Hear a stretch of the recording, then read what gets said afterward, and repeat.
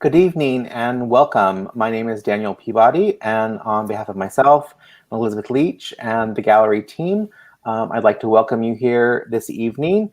I'm speaking with Kavin Buck about his current exhibition. Its title is It's Good to Be on the Road Back Home Again. It's on view today, beginning today, July 1st through July 31st of this year. Also continuing, we also have Lee Kelly's exhibition, Recent Work, which is also on view through July 31st, and our print wall features 6 variants by Joseph Albers. I want to thank you for joining us tonight, and we'll get right to Kavin here in a moment, but I also want to encourage you during the conversation, if you have questions, please go ahead and in the chat, in the comment section, you can go ahead and ask questions, and we'll kind of save up those questions and do a Q&A towards the end of the conversation. But we welcome you to ask questions if you have them for myself or Kavin, or also please visit the gallery in person, we're open Tuesday through Saturday, 10:30 to 5:30. And you can also visit us online at our website 24/7. So please join me in welcoming Kavin Buck. Hi, Kavin. Hi, Daniel. Thanks for being here tonight. Just want to give a little teeny bit of biographical information. There was a little bit in the opening intro video, but you've studied a lot of places. You got your MFA from California Institute for the Arts and your BFA from Otis College. You've also done postgraduate work at the Parsons School of Design in Paris, the Whitney program, Independent Study program, and also PS1 MoMA's National Studio program. It's an incredible background. It's a pleasure to have you here tonight. You've also shown your work as well as at Elizabeth Leach Gallery, where we're looking at the images now, but also at Laguna Art Museum, Los Angeles Contemporary Gallery, University of Virginia Art Museum, the Drawing Center in New York, and a PS1 museum. So I think we're excited to have your work here. It's your second show with the gallery. I think we've represented you now about 5 years, if I recall correctly. And welcome. Thanks for being here tonight. Oh, thank you. It's actually my third show here. Is it the third, Mike? It is my third. I should have double-checked that before I said it. No, it's okay. It's great. No, yeah, but it's been about five and a half years. Yeah. It's been a wonderful, wonderful relationship. We think so too. So I'll just jump right in. Can you talk a little bit about your title of the exhibition? It's good to be on the road back home again. Yeah, it's like many artists, I think titling is a struggle. But for me, words are incredibly important, and how they come to meaning. That particular title, like many of the titles within the series of work, either come from direct references from books or music. And in this case, It's Good to Be on the Road Back Home Again is from a British indie band called Corner Shop, and they fuse Indian music, electronic music, pop music, and a little bit of soul music all together. It's a really nice blend of cultures. But for me, it's not necessarily, I don't try to narrate take the direct narration. And for me, the song really, this year, I played it a lot in the studio. It really reflected this journey. And it's like, as an artist, you're always on this journey, and you're always working to get back home in a way, but home is only a stopping point.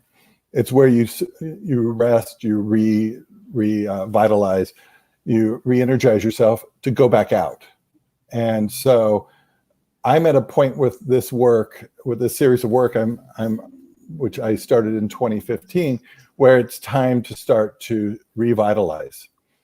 And this was the right time to, it's a title that's been in my head for a year, to pull it out and use it. There's actually no painting titled by that, because I felt it was such a vast title. And there's one key point, and I'm really glad you actually said it when you said the title. When you listen to the song, the singer actually says, "It's good to be," and then there's a pause back on the road back home again. And that pause, to me, it's a moment of reflection. It's a key element to the title, although it doesn't show it. Well, this last year, we certainly, many of us have had a lot of time for reflection, haven't we? Yes, so it makes sense absolutely. that this song would be something that you come back to in the studio over and over.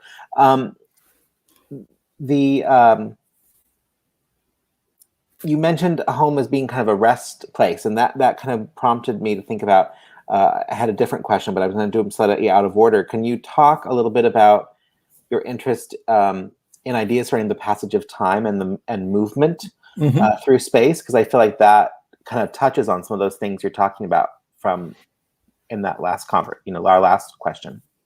Yeah, I think it's interesting. I talk about time-based issues sometimes when I talk about my work, but it's really unlike video artists or people who are working in the video or film mediums.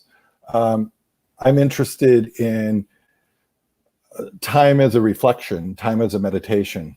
As you look at the work, the horizon lines, even though they are abstractions, they are landscapes, but those horizon lines, there's and we're looking at every single soul. You can actually see there's in between the blue and the white as it zooms in, you'll see that there is a gap, and those gaps are these reflection points where you can get lost in them.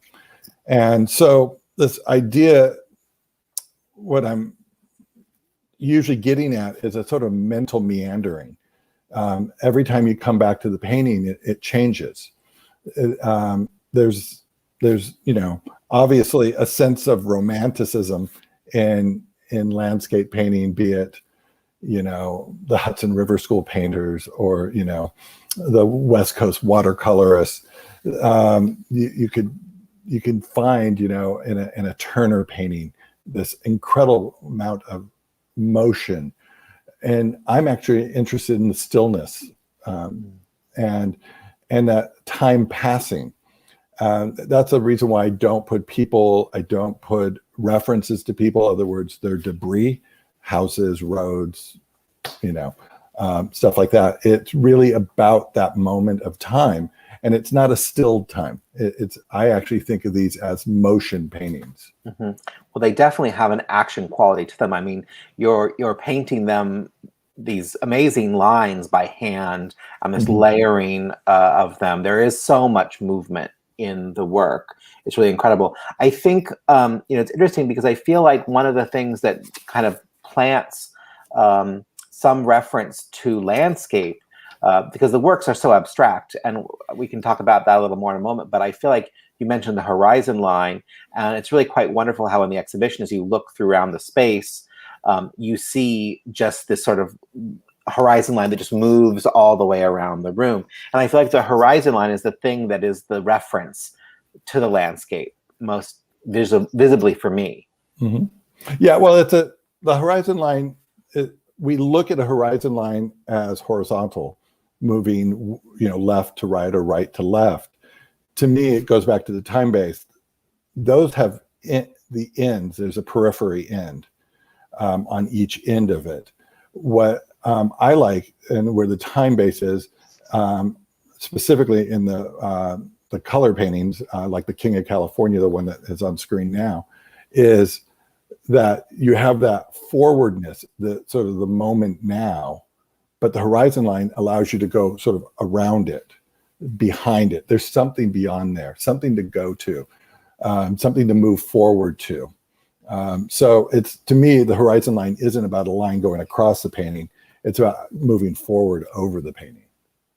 Well, it adds with the kind of gestural, if you will, grasses sort of motif, and then there's that kind of element in the middle plane of this painting, and then there's the atmosphere in the back, and it creates a sense of depth.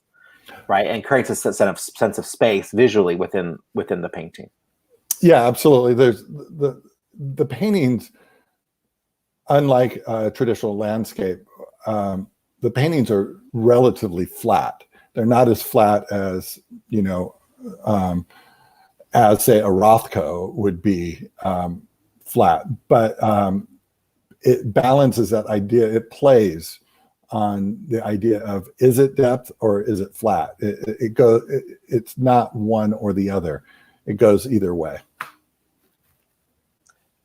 So we've kind of been like hinting around at this for the answer to this question, but do you consider your paintings, your painting style to be a negotiation between abstraction, landscape, romanticism, or is it a synthesis of them for you? It's a blend. It's definitely a blend. I mean, there's a wink and a nod there in all the work to romanticism, especially in like, traditional Western paintings, like a Reynolds, to the Hudson River School with their heavy layering and, the washes, the techniques that they use. But there is, a hint of realism with the detailing in the paintings. Not, again, it's a wink and a nod. It's not, I'm not trying to create a realist painting, but ultimately the homage is really in the modern and contemporary era. So, I'm looking back at my heroes when I was learning to paint and still learning to paint. I think we're always growing, but there's elements of, say, Joan Mitchell or Cy Twombly, Bryce Martin. Agnes Martin is just all over the paintings. They're not direct references, and they're not really meant to be seen, but they're definitely within the paintings. And they even, the layering, the structuralism of maybe a Sean Scully would appear in some of the newer black and white pieces, like Kick Out the Jams painting. The black and white pieces, you just mentioned them, and we should look at a few of them. We've been kind of somewhat focusing on the more colorful pieces, but the technique for these pieces is a little bit different than the others.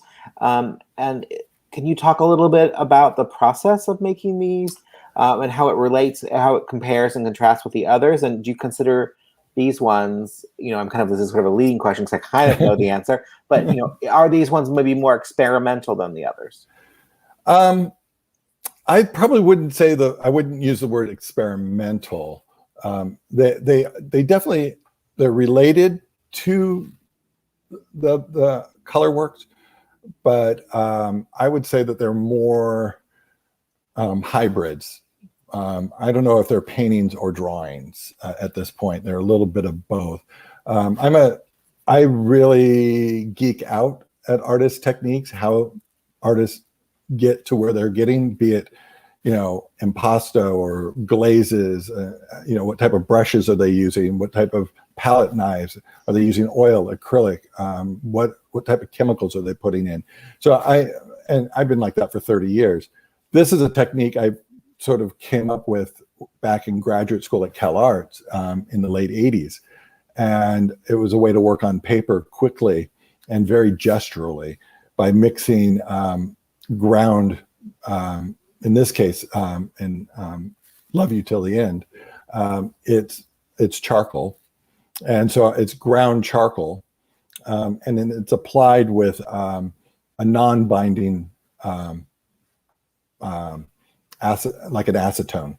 So it's non-binding, unlike an acrylic paint or an oil paint that has a binder in it. So when it's put on paper or canvas, it dries instantly. And if you actually tilt the painting up, it would all kind of fall off. So you have to work flat. But it's an instantaneous mark. It doesn't give you the option like oil paint to push it around. Mm-hmm. And so you've got to be confident. You got to move in a forward trajectory. So that was my challenge with these. The other paintings the color paintings are really built and layered 20, 30 layers deep. I have time to think. The black and white ones are really gestural. They're moments. And I will be honest in that, for every great moment I got 10 bad ones. And that's okay. It's about pushing the work. So, and in this one that's on screen, Kick Out the Jams, this one is a mixture of the charcoal applique. The lower portion is actually a ground burnt umber. So it's a ground pigment. Again, applied the same way. And then the paintings have drawing on them. So I'm working with charcoal and Conte crayon and it's going back and forth. And then I work back with gesso because it's ground in gesso. And then I work back on gesso. So the white is actually gesso, not acrylic paint. And then it all gets use fixatives and stuff, and then it's all glazed after that. So they're very sound surfaces, but they're very fragile when they're under production. So it's almost sort of that fragile under production portion is sort of like this dance where you're sort of working with these materials that are very malleable and very shifting, and it's this sort of dance between the artwork and the maker. It is, but the blacks that you get really, and using a little bit of color here to kind of give it a little bit of change of depth, but you're looking at like the gesturalness of like a Robert Motherwell, but that deep darkness of like that the French artist. I don't know if you know Pierre Soulages. His black paint. I mean, he only painted in black his whole life, and it just really the emotion in the black. But then you can look at like a Richard Serra, and you look at his black charcoal sheets. Yeah, his oil paint, those big oil paint stick drawings, or the etchings that have all that texture and that layering. Exactly. So I can get all of that, but I'm doing it in an instantaneous fashion that is really playing with really traditional materials and sort of balancing that doing a tightrope walk between drawing and painting. So there's sort of hybrids. Yeah, today we launched your online green room for your show, and there's some great video of you actually working on some of these in your studio and in your garden outside your studio. So it's interesting. I invite people to visit the viewing room address is now up on the screen, but I invite people to view that. It was just we just made that live today, and does have some images. It also has some images of the one we're looking at now, the color piece, A Gentle Madness. Some great images of you building this painting up in layers, a sequence of process shots, which is also really fun. This one is a little bit, all of the work is, recent work in the last couple of years, but this one I think has a specific reference to last summer and the time of the fires. Can you talk a little bit about that? Oh, absolutely. Yeah. It's, this painting has a lot of layers, and not talking about the paint, but the meanings for me in this particular one. It was painted during the time of all the fires here in the Pacific Northwest, where our skies were just orange. And I've never thought of painting an orange sky like this before. And when you're living through it, where you're stuck in the house and you're looking out the window and, you're very happy that you have a fairly new HVAC system that you could actually not have to be out in this, in just this almost apocalyptic moment. I felt I had to somehow capture that. And I had read a book a number of years ago titled A Gentle Madness, which is an amazing book of essays on the history of the libraries of the world. And there's a wonderful essay in there on the Library of Alexandria, and which burned. And we lost so much of human history in the scrolls that were lost. And so, that was sort of, I love that book. It's an amazing book. It's like centerpiece of my bookshelf, and I was thinking of the fires, and that's where the title came from, because this has been a tough year, and the word "a gentle madness," the idea of the fires in Alexandria, the fires here, it all kind of blended really well. It's a very evocative painting. It is interesting. You mentioned the title and its origins. Almost all of the titles, the title of the exhibition, but also the titles of each of the pieces, relate to either songs or books, if I recall correctly. Yeah, actually, all of them, except for "A Gentle Madness," actually relate to music. My whole family, we love music. We listen to every type of music you can pretty much imagine, with the exception of one or two genres. But we always have music on in the house. I work nonstop to music in the studio, and I'm inspired by music. And in my younger days, I played in punk rock bands at the Whiskey and the Troubadour and the Anti-Club in Los Angeles. And I just think, everything from pop music to punk rock is just amazing. And I kind of joke around that, the paintings in a way are sort of this, for me, it's a balance, between this idea of the punk rock in me and the, meditation. It's like trying to find that balance, because you've got to get out there and you've got to shake things up, and that's what punk rock did. But yet you've also got to keep your mind, in flux.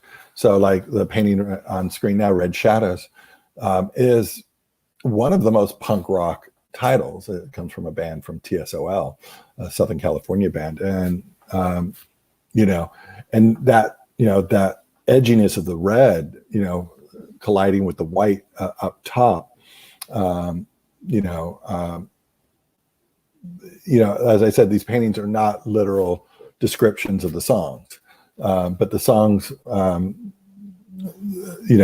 either I'm listening to that music while I'm working on the work, or that painting reminded me of a song I heard 20 years ago, and it comes in. And with TSOL, it's, I don't think I listened to them for 15, 20 years, but I looked at that painting and that song came into my head. So it just found its way over to that painting. I love that. This painting kind of reminds me, I have a favorite work by Andre Serrano called Blood and Milk.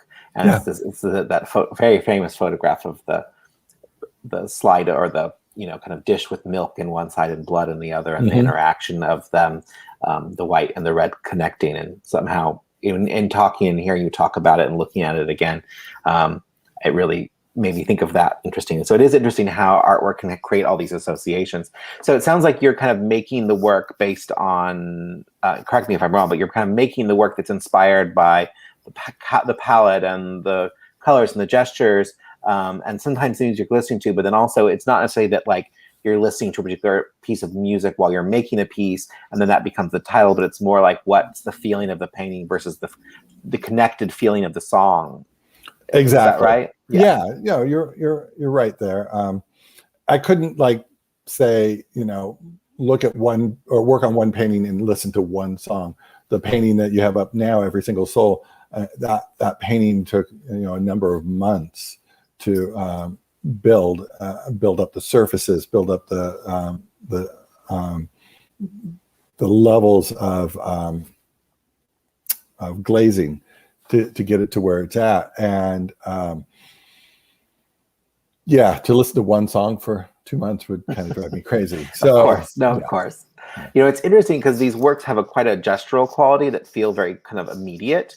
But I know when it's great to have the camera sort of showing the work here live. But I also think that even with the camera, it's not catching some of the nuances that the human eye can see when one sees them in person. And within this kind of field of white marks here, there's pink and lavender and burgundy and gray, and there's all these incredible colors, some yellows and some whites. And it's just one of those things that the eye really catches. The more you spend time with the paintings in person, the more you start to understand the really intense layered quality of these works. And that's just in that area. Of course, then the blues, I know in the other piece of Gentle Madness, that piece started off a different color. It's not like you just put down orange from a tube, but it's it started off with black and then black and white, and then layering of yellow, and then layering of brown, and layering of reds, and all these things to create these very rich, evocative colors. No, it's very methodical. I pretty much know what I want when I do a lot of works on paper, a lot of studies. For every single canvas, there's probably, I probably do 20 works on paper, not just studies, but actual works. And I know you know that because you have them at the gallery. Yes, we do. So I kind of know where I want to get there to the painting. So I might actually have, like with King of California, which is one of my favorite paintings of the last 5 years I've did, that actually has a dual gesso. So it's primed with a gesso in white, and then it's primed in black, then it's primed in white again, and then it's split. So the top half actually has white gesso, and the lower half has black gesso. So I'm already beginning with differences between the foreground and the top of the painting. And then I can start to build my layers from there. I'm also very picky about my paints. And, I know a lot of artists don't talk about the materials, but I think it's important that, going through, I was an oil painter for 20 years. I worked in oils and enamels. These are all acrylic. And I had a life choice to make when my daughter was born, that she was very allergic to all the solvents and everything. So I liked having her in the studio hanging out. And so I retaught myself to paint with acrylics. And then I had to go on a search to find the right acrylics. And so I work with a company in Culver City, California, that it's a small privately owned manufacturer. They make their own acrylics, and they're just the most amazing paints I've ever used. So, but working with them, I request very specific things, very gel mediums, retarders. There's a real chemistry within the way that the paintings are glazed and produced to get those super thin lines, but then to get those really beautiful, almost Frankenthaler-esque, more like almost pores. They're not pores, but that depth that you would get with like a Frankenthaler, that transparency. Right, that layer, that saturation built up with transparent and multiple transparent layers. Yeah, absolutely. So, can you talk just a little bit about your palette and your palette choices? Because we're talking all about color now and paint. So it's like that was one of the things I said we would talk about, and here we are already talking about it. So maybe you could just say a little bit about how you make some of your palette choices, and then with I know we worked together for 5+ years, and you've always had a lot of color, but you've said in the last year or so you've also shifted with this graphite, using charcoal and graphite materials, and you've done some of that in the past, but you seem to be moving a little bit in that direction. Is your palette evolving? Like, just talk a little bit about your palette, and is it shifting, and what are the kind of meanings of that for you? Yeah, I don't know if it's shifting. My palette is, I would say odd. I think let me just glance over here at my wife who's laughing, because it's an odd palette. I wouldn't say I have a palette. I personally, other people might say that I have a palette, and I'd be really interested in what they say about that.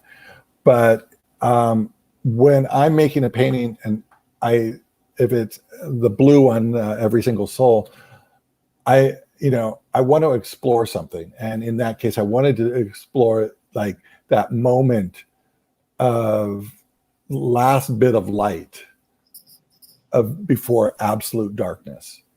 And how can you do that? And how can you do that with color?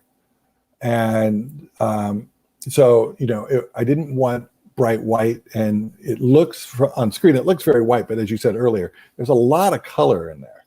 And I wanted that blend of color to really contrast on that last moment of blueness, as blue turns to black, and as we know, black is the absence of color. So that sort of moment, I think about those things as I'm thinking, okay, what am I trying to accomplish with this painting, or that painting, as I'm moving through, as we said, with a gentle madness. So I'm trying to recreate that moment of apocalyptic moments. So, if I was in my studio at the moment, I would show you. I've just got a wall of quarts and pints of every color imaginable, and but the fun part is being sort of that mad professor. I don't go out and say, oh, I want orange, so I buy 15 different oranges. I go and I hunt the right one or two colors I'm looking for, and then to get that orange, it's a little yellow, it's a yellow, a little red, add a little bit of, pink in there. I spend a lot of time with mixing jars and to get that right color. But yeah, color is so important because it's an emotional trigger. So you want to be able to find that match. And it's sort of, for me, it's three pieces. There's a holy trinity of that I think about when I think about a lot of art. I think of large, in composition, I think large, medium, small. I think thick, medium, thin, as far as line quality. You look at the balance, but you can also look at the paintings in color wise. You have one dominant color, say blue, and then which is light. Then you have a dark color. Here we're looking at King of California. So you've got the light sky, and you got the dark foreground. But then you got that gorgeous green in the background. So, and it's like light, medium, dark. Thick, medium, thin. If you have all three elements of any one technique, one concept, there's a balance, and that's what I'm looking for with the color. When I moved to the black and whites, I was challenging myself because I don't want to paint the same painting over and over again, and I'm constantly pushing myself. The black and white pieces was, okay, I have to pull out the absence of color, and can I continue to create work that has an emotional tie? So I don't know if the work is moving that direction or if the work is already there. Right. As you and the gallery know, I paint a lot. So it's a moment, I think 5 years into this Passages series that I've been working on, that I felt I needed to find sort of where the paintings were going to possibly move to.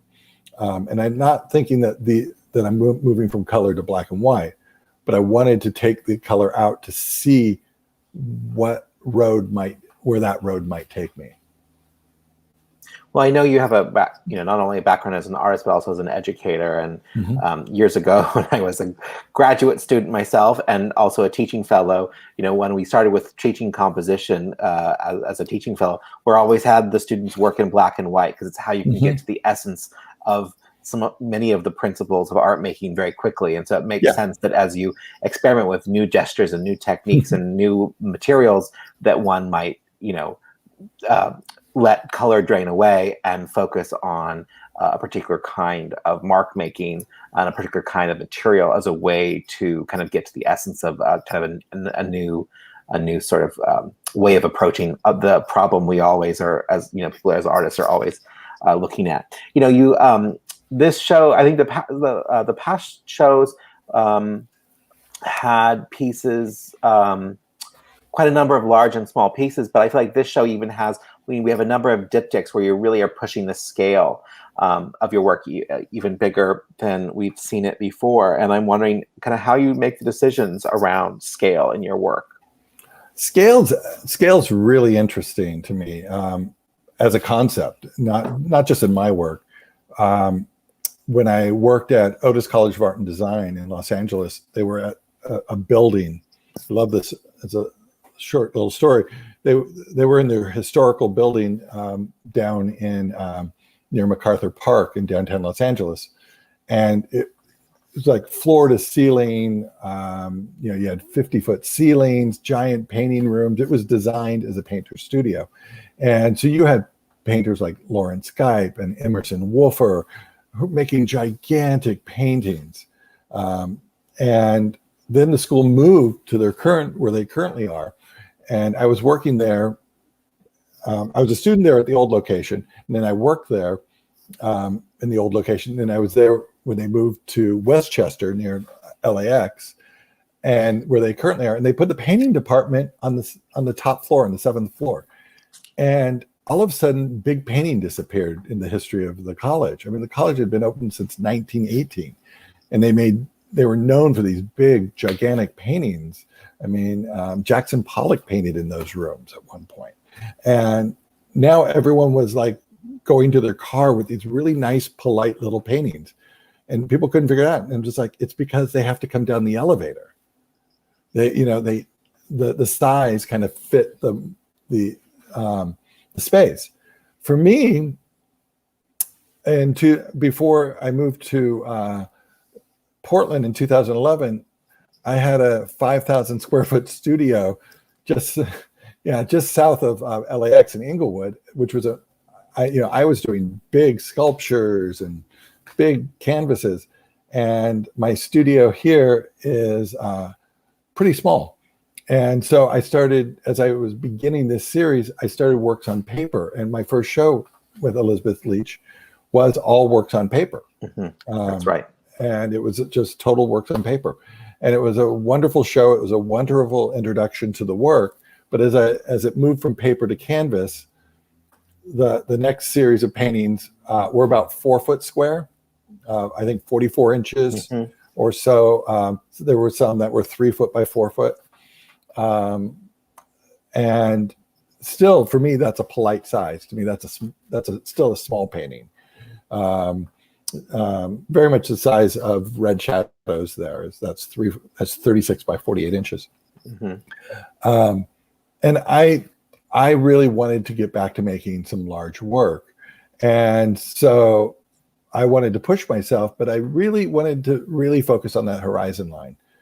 And so instead of going just scale the work up, I decided to retweak the scale by shrinking the height and expanding the width. So to draw in almost a panoramic, in the turn of the century, you go into the panoramas and have a circular painting around you. They're pretty amazing.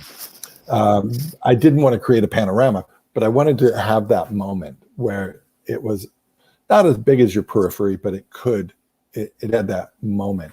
So like in A Gentle Madness and Every Single Soul, those are, I believe, are 42 inches tall and 120 inches or 10 foot long. Mm-hmm. But those don't fit in my studio easily. So they're actually diptychs brought together. And I got a question from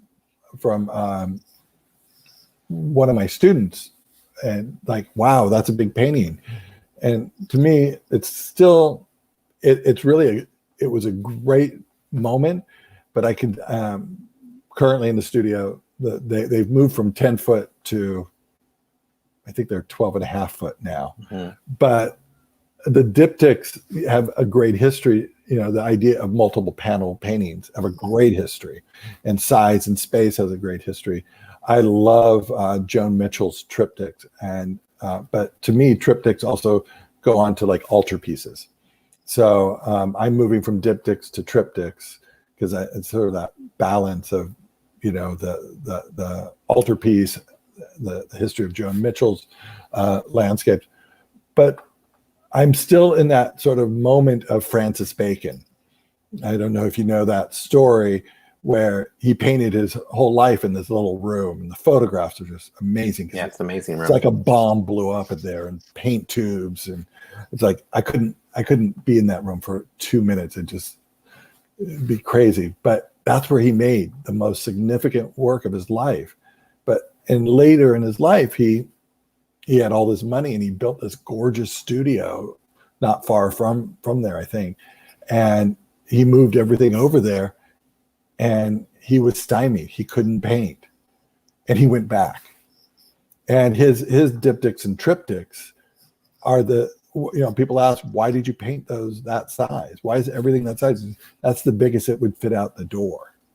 Right. So sometimes it goes back to that Otis thing, it's what fit in the elevator. And for me, it's what I can work with and manage. I don't work with studio assistants. I don't, unless you count my 7-year-old son helping me. You don't, I have to move things around myself, manage them myself. So it's a little bit art history and a little bit necessity. Mm-hmm.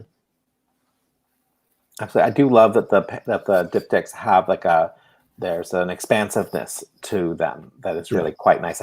I'm excited to see the ones that are even larger at some point in the near future. We maybe have had a few comments online, but I also wanted to just remind folks, thank people for joining us, and just remind people that I'm Daniel Peabody, a director here at Elizabeth Leach Gallery, and I'm talking with Kavin Buck, and we're talking about his exhibition, It's Good to Be on the Road Back Home Again, which is on view July 1st through 31st. And I just want to thank you. But if you do have any questions, feel free to ask them now. We're going to kind of, looks like there are a couple questions here. Kavin, your mark making is lovely and meticulous. I'm so curious, how are you producing those tiny repetitive dots? Basically, I'm creating, I create stencils to do those. The dots, there's, going back to the early essays, the Walter Benjamin essays, the work of art in the age of mechanical reproduction. I'm fascinated with art history, and I wanted to bring that idea of early mechanicalness, but I still wanted to keep it all handmade.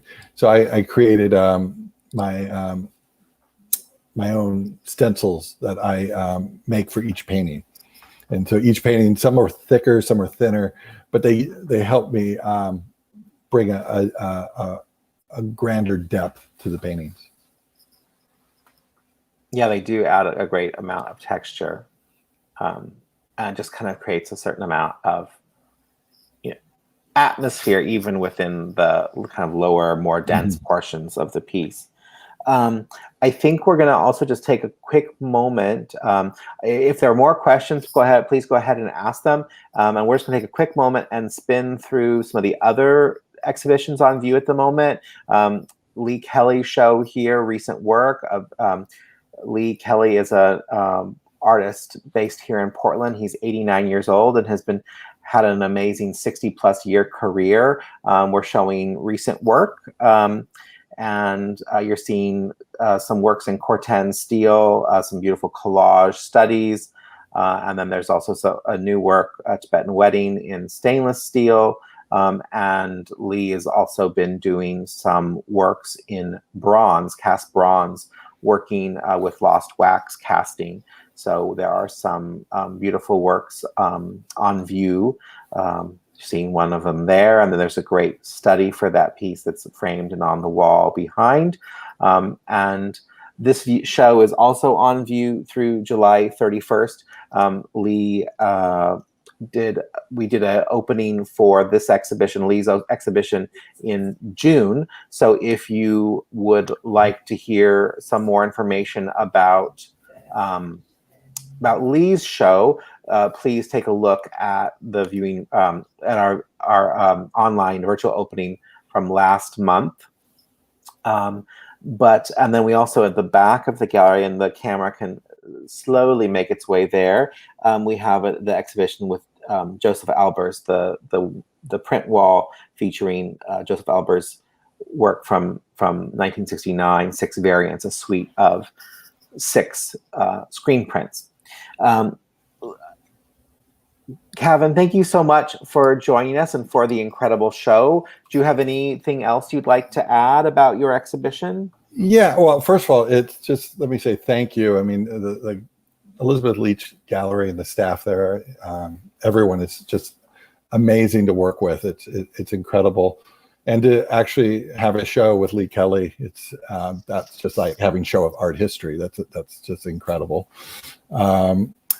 I do want to mention that I pulled it up on screen, but I don't have a copy yet. I have a catalog coming out hopefully next week sometime. The gallery will get first copies when they arrive, but it is sort of a selection of works from 2015 to 2020 from the Passages series.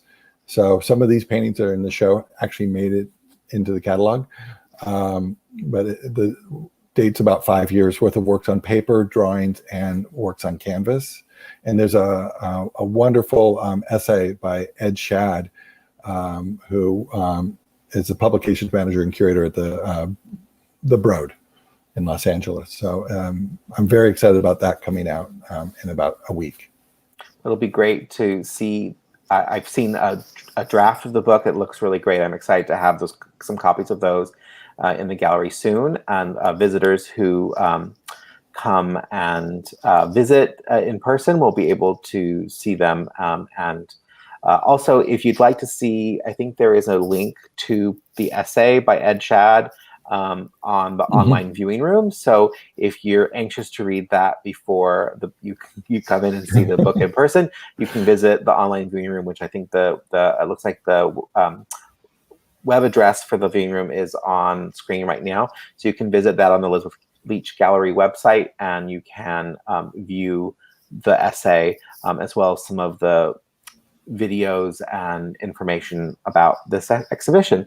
So Kavin, I just want to say thank you so much. I'm just going to remind people that they can come visit the gallery in person Tuesday through Saturday, 10:30 to 5:30, and online 24/7. So Kavin, thanks so much. I know you're out of town celebrating your anniversary. Yes. Thank your wife Laura for letting you take an hour of your time away for your anniversary to do this talk with us, and thank you so much for the great body of work.